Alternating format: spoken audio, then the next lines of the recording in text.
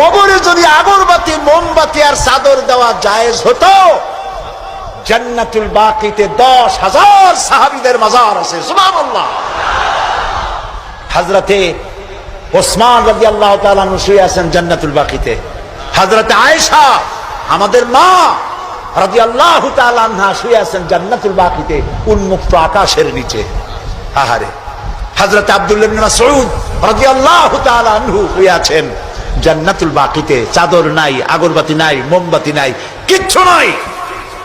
রাসূলুল্লাহ বলেছেন জান্নাতুল বাকিতে, বাকি থেকে কিয়ামতের দিন 70,000 আহলে বাকি চাঁদের মতো চেহারা নিয়ে বিনা হিসাবে আল্লাহর জান্নাতে চলে যাবে। ওইখানে চাদর নাই। আর আমরা আমাদের দেশের পীর সাহেবদের মাজারে চাদর দিয়ে, আগরবাতি দিয়ে, মোমবাতি দিয়ে সর্বনাশ করছি। প্রিয় ভাই সব, এটি শিরক, এটা জীবনেও আমরা আর করবো না। রাজি আছেন?